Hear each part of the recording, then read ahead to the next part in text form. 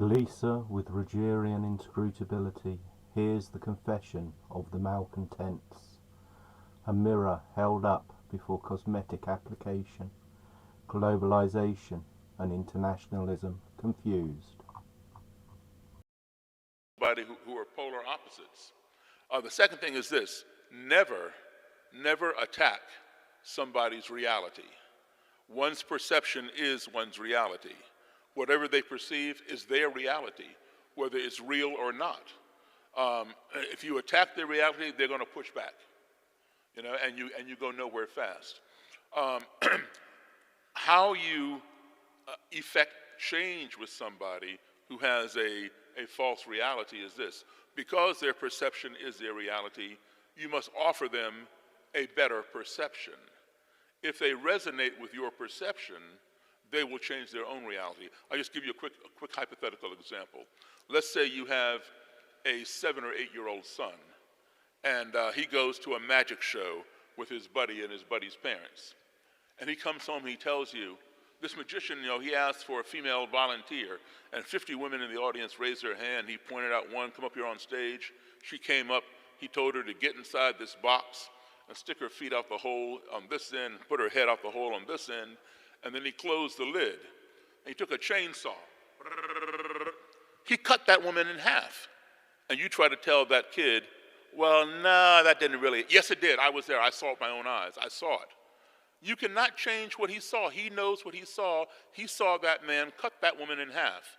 And to make it more real, he tells you that after he cut the box in half, the magician took the half with the legs sticking out, and he'd asked the woman to wiggle her legs, and she kicked them.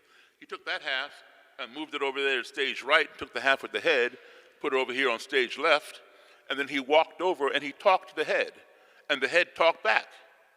And then he brought the two halves back together, opened the lid, and the woman climbed out, full form, no blood. He cut that woman in half. And you say, well, it's an illusion. No, it's not. I saw it. Her head was there, her feet were there. So don't attack his reality. Offer a better perception.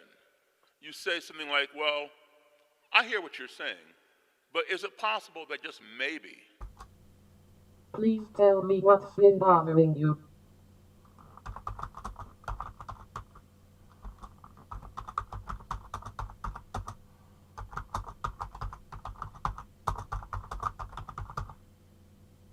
Does talking about this bother you?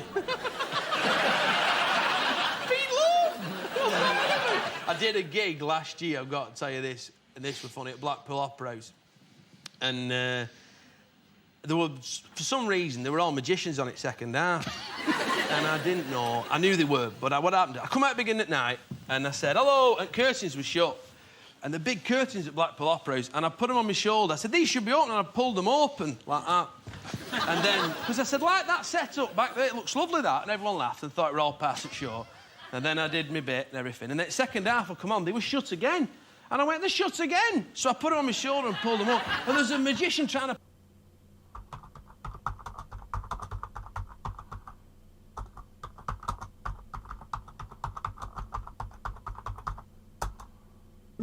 Maybe the woman he picked out of those 50 women who raised their hand, maybe she works for him. Maybe she was a plant he put in the audience. She knows the tricks. She goes to every show that he does. And when she climbs inside the box, there's a pair of mannequin legs already in the box on the floor that are wearing the same stockings and same shoes as she has on. She picks them up, puts them through the hole.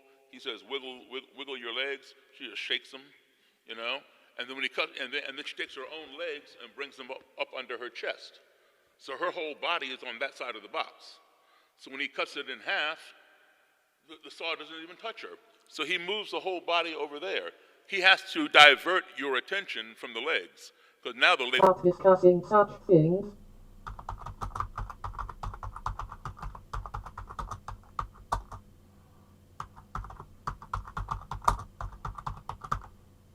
Tell me more about that.